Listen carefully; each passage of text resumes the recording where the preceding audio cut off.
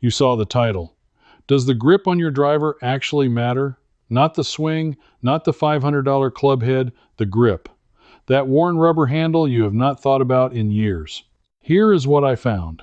A man with a slower swing, using a properly gripped club, outdrove a stronger player using a fresh $300 driver with a hardened grip, same day, same range, same wind. The only real difference was $8 of rubber and a way of holding the club that most people forgot.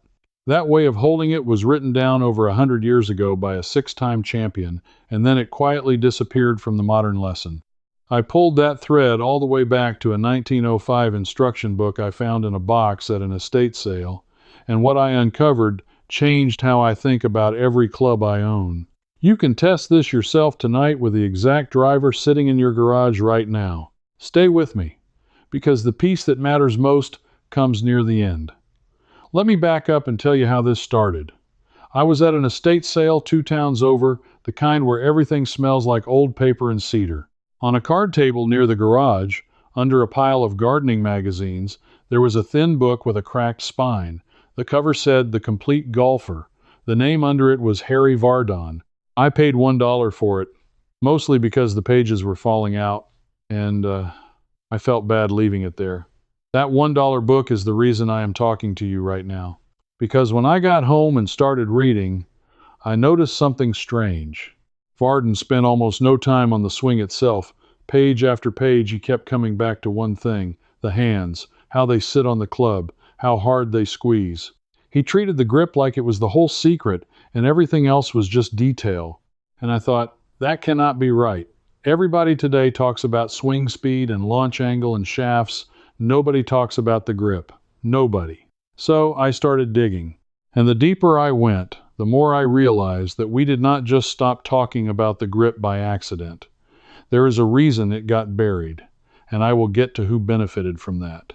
But first you need to see the evidence, because I did not believe it either until the numbers stared back at me.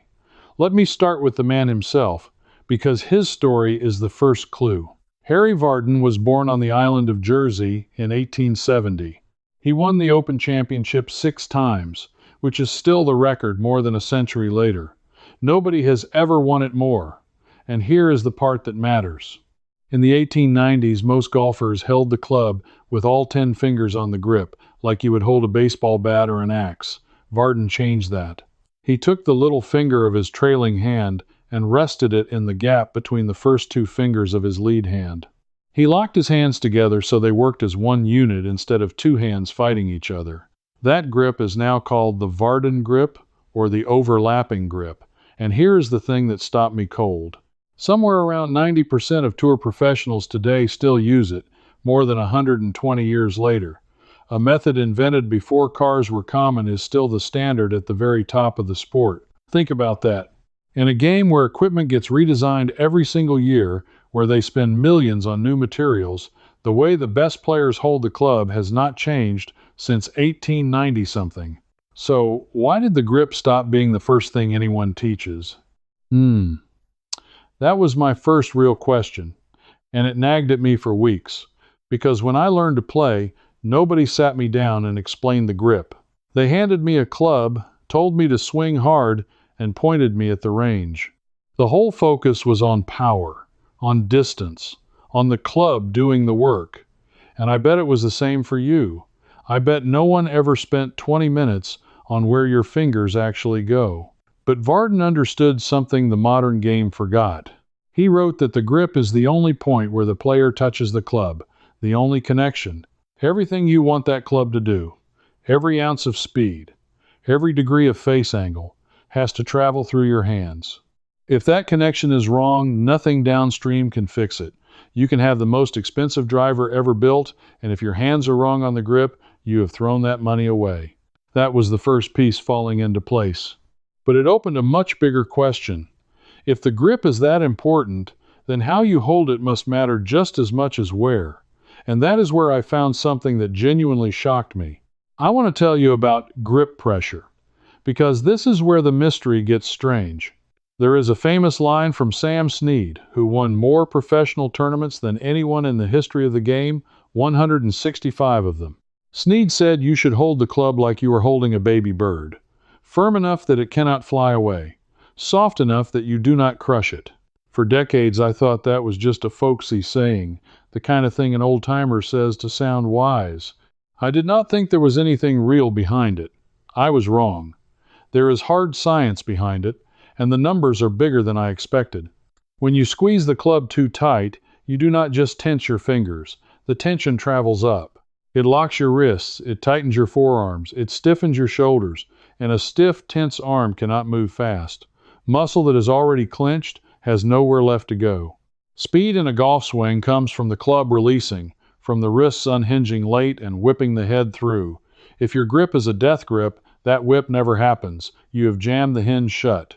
Instructors and coaches often talk about grip pressure on a scale of 1 to 10, where 1 is barely holding on and 10 is squeezing with everything you have. And the number that keeps coming up from the people who actually measure this, who put sensors on the club and track club head speed, is somewhere around 4, roughly 4 out of 10. Light. Much lighter than almost anyone holds it naturally, especially when there is a driver in your hands and you are trying to crush the ball. Here is the cruel irony I uncovered. The harder you try to hit it far, the tighter you squeeze, and the tighter you squeeze, the slower the club actually moves. You are working against yourself. All that effort, all that grunting and swinging out of your shoes is choking off the very speed you are chasing. I tested this myself, and I will be honest, I did not expect much. I hit a bucket of balls, gripping the club as tight as I could, then hit another bucket, holding it light, that baby bird feeling Snead talked about. The light grip won, not by a little. The ball came off faster, flew straighter, and my hands were not aching afterward. One free adjustment, no new equipment, just letting go of the squeeze. So now I had 2 pieces. Where the hands go from Vardon, and how hard they hold from Snead. But something still did not add up, and it kept me up at night. Because if these 2 things are known, if a champion wrote them down over 100 years ago, and another champion repeated them for 50 years after that, then why does nobody teach this first? Why is the grip an afterthought? Why does every ad, every magazine, every store display scream about the club and stay silent about the hands? That is the question that turned my curiosity into something closer to suspicion. And to answer it, I had to look at the piece of equipment nobody ever thinks about. The grip itself. The rubber. Here is a clue that will bother you once you know it. The grip on your driver is a wear item. It is designed to wear out. It is rubber, and rubber does not last. Every time you play, every time you leave your clubs in a hot car or a cold garage, that rubber ages. It hardens. It gets slick. It loses the tiny texture that lets your hands hold on without squeezing. And here is what happens when the grip goes slick. And this is the part that connects everything. When the club feels like it might slip in your hands, your body reacts automatically. You grip tighter. You cannot help it. Your brain senses the club could fly out, and it tells your hands to clamp down. So a worn grip forces you into exactly the death grip that kills your speed and your accuracy. The 2 problems feed each other. Old rubber makes you squeeze, and squeezing ruins your swing. Most people have no idea their grips are worn out. They think a grip lasts forever because it is just rubber, it is not moving parts. But the people who study this say a grip should be replaced roughly once a year if you play regularly, or every 40 rounds or so. How many people do you know who have re-gripped their clubs in the last decade? I would guess almost none. I had not. My driver grip was probably 15 years old and hard as a hockey puck, and I never once thought about it. Now here is the number that made me sit up. A new grip costs somewhere around $8 to $10. Installing it yourself, with a bit of double-sided tape and some solvent, costs pennies more. Even paying a shop to do it, you are looking at a few dollars in labor per club. Compare that to a new driver, which now runs $400, $500, even $600. The industry wants you to believe that distance comes from the $600 club. But an $8 grip on the exact driver you already own can give you back the yards you lost when your hands started slipping and squeezing. That was the moment the picture started to sharpen. And if you want to go even deeper into the buried knowledge behind all of this, I have put it together in a book. The series is called First Fix, Deep Fix, and Fix It All, And it goes through this same process of pulling forgotten practical methods out of old manuals and testing them one by one, the same way I have been doing on this channel. Everything is linked in the description below if you want to keep digging on your own time, but I am getting ahead of myself because the how matters as much as the why. Let me show you exactly what the old manuals said to do, because this is where it gets practical. I know what some of you are thinking right now. You are thinking this sounds like a project. Regripping clubs, buying tape and solvent, learning some 100-year-old grip from a dead champion. You are thinking this is not for you, that you just want to enjoy your round and not turn it into homework. I hear you. So this next part I dug up specifically for you because it costs nothing, takes about 2 minutes, and you can do it tonight in your living room with the club you already have. Here is the test. Pick up your driver the way you normally would. Now look at where the handle sits in your lead hand, that is the left hand for a right-handed player. Most people, when nobody teaches them, lay the grip across the palm, right through the middle of the hand. It feels natural. It feels strong. It is wrong, and Vardon said so over 100 years ago. The grip should run through the base of your fingers, not across your palm. Diagonally from the middle joint of the index finger to just below the pad at the base of the pinky. When you close your hand, the club sits in the fingers and the fleshy pad at the top of your palm sits on top of the grip like a lid. Why does this matter? Because your fingers can hinge and release. Your palm cannot. Grip it in the palm and you have locked out the wrist action that creates speed. Grip it in the fingers and the club can whip through the way it is supposed to. Try it right now. Feel the difference between the club in your palm and the club in your fingers. When it is in the fingers, you will notice you can hold on firmly with much less squeeze. The club feels more secure with less effort, not more. That is the whole trick. Finger grip lets you hold light.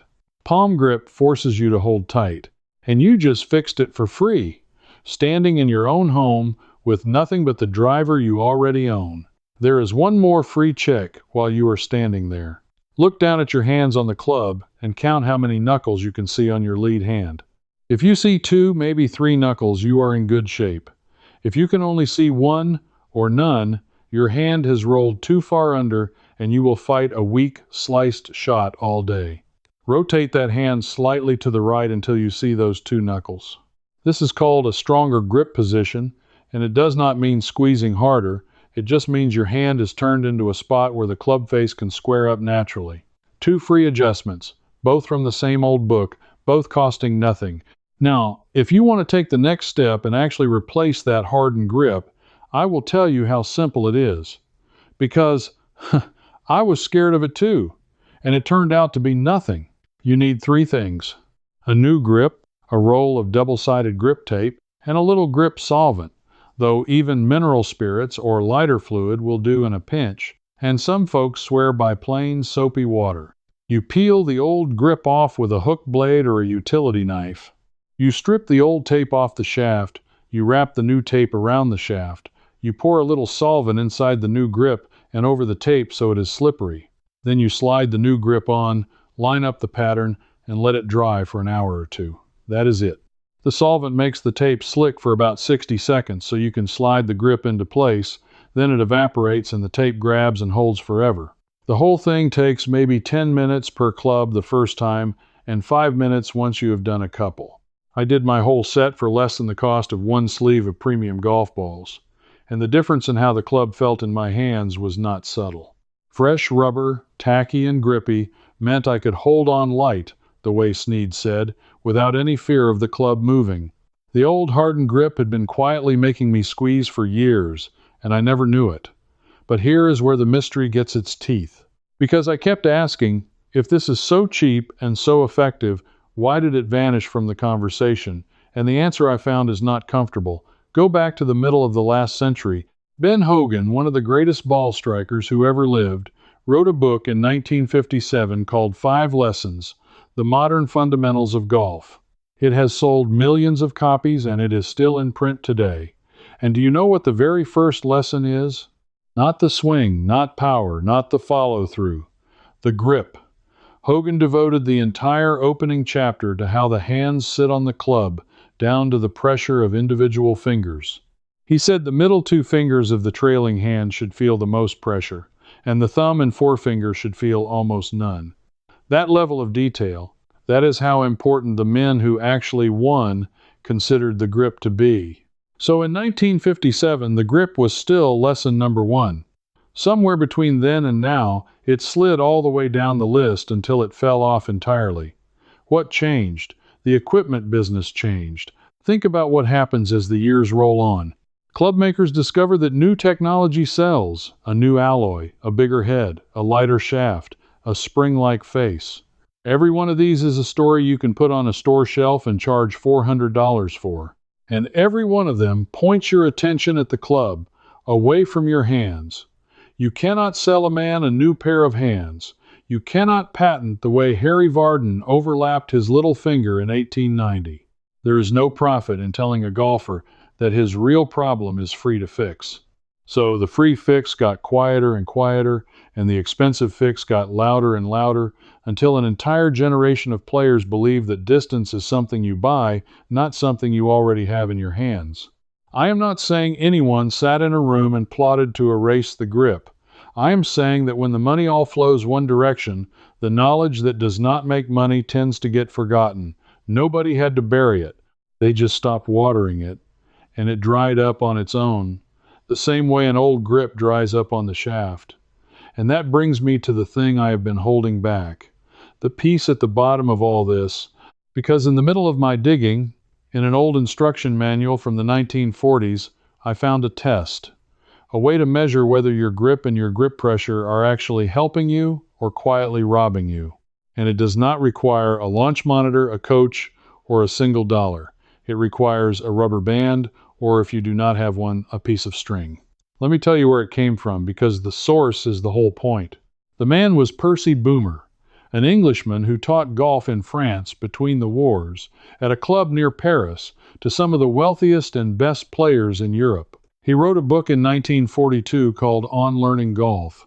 Boomer believed golf could not be taught with words alone, that you had to teach the body to feel the right thing, and he was obsessed with one idea: that most golfers ruin the swing before it even starts, in the first fraction of a second, by tightening their hands the moment they begin to take the club back. He called this the destroyer of the swing. Everything good you could do was already lost in that first tightening. So here is the test I pulled from that world, the one you can run this weekend. Take your normal grip on the club, in the fingers, 2 knuckles showing, holding light like the baby bird. Now, without changing anything else, begin your backswing slowly and pay attention to one single thing. Do your hands squeeze tighter as the club goes back? That is all you are checking. Almost everyone squeezes. It is automatic. As the club moves away from the ball, the brain panics a little and clamps the hands down, and that clamp is Boomer's destroyer. It locks your wrists at the exact moment they need to stay soft and loaded. The fix, the thing that made me stop and stare, is this. Your grip pressure should stay exactly the same from the first inch of the backswing all the way to the top. Not tighter, not looser, the same. If you can take the club back and keep that light, even pressure, without the automatic squeeze, your wrists stay free, they hinge fully, and they release with speed you did not know you had. Boomer taught his students to feel this by imagining the club was almost weightless in their fingers, that they were simply guiding it, not carrying it. And here is how you train it at home, tonight, with the rubber band. Loop a thick rubber band around the grip, or tie a loose loop of string around it. Take your grip so the band is under your fingers. Now make slow practice swings, and your only job is to never let that band feel any change. If you squeeze, the band tells you, because you will feel it dig in. Keep it even, keep it light, and swing slow. Do this 50 times a night for a week in your living room. No ball, no range, no cost. You are teaching your hands to stop the destroyer. You are undoing years of a habit that a slick old grip and a fear of hitting it short drilled into you. When I did this, the change on the course was the thing I could not explain to my playing partners. Same swing in my mind. Same effort. But the ball jumped off the face and ran out further than it had in years, and I had not spent $1 on a club. Just Vardon's finger grip from 1905, Sneed's baby bird pressure, and Boomer's steady hands from 1942. Three men who all knew the same secret and wrote it down before it got drowned out by the sound of cash registers. That is the answer to the mystery. The distance you have been trying to buy was never in the club. It was in the connection between your hands and that club, and that connection was quietly allowed to be forgotten because there was no money in reminding you. Harry Vardon knew it in 1890. Ben Hogan made it lesson one in 1957. Percy Boomer built a whole method around it in 1942. And an $8 grip, a light hold, and a rubber band can hand it all back to you this weekend. So the next time you stand over your driver, remember that the most valuable adjustment in the whole game is free, and it lives in your fingers, not in your wallet. You do not have to buy your way back to the fairway. You just have to hold the club the way the champions held it before anyone tried to sell you something better. You are the kind of person who would rather test a 100-year-old idea for yourself than swallow whatever the ad tells you. That is the whole reason you are still here. You trust evidence and your own two hands over a shiny new box, and that instinct is exactly right. Now I want to hear from you. Go pick up your driver right now and count the knuckles on your lead hand. Do you see two, or do you only see one? Tell me in the comments, because I am genuinely curious how many of you have been fighting a slice for years without knowing your grip was the cause. And tell me where you are watching from and how old your driver grip is, if you can even remember the last time you changed it. Leave a comment. This audience is quiet, and I want to know you are out there. If any of this was new to you, come along with me, because there is a whole world of these buried methods, and I am pulling the thread on them one at a time. This is not about a channel. It is about a group of us recovering the practical knowledge that got quietly sold out from under our parents. Next time, I am digging into why the old players could hit a ball dead straight with a set of clubs that cost less than one modern driver, and it comes down to a single measurement in the shaft that almost nobody checks anymore. I found it in a repair manual from the 1960s, and once you see it, you will never look at your clubs the same way again. You just saw what a little rubber can do. But here's what I couldn't fit. Inside the Old Ways Almanac, I pick up right where we left off, walking you through the estate sale book's complete grip method. And if something's unclear, you ask me directly, and I answer you myself. No robots. You belong here with thousands of Old Ways folks like you. Just point your phone's camera at the code. Cancel anytime, one click.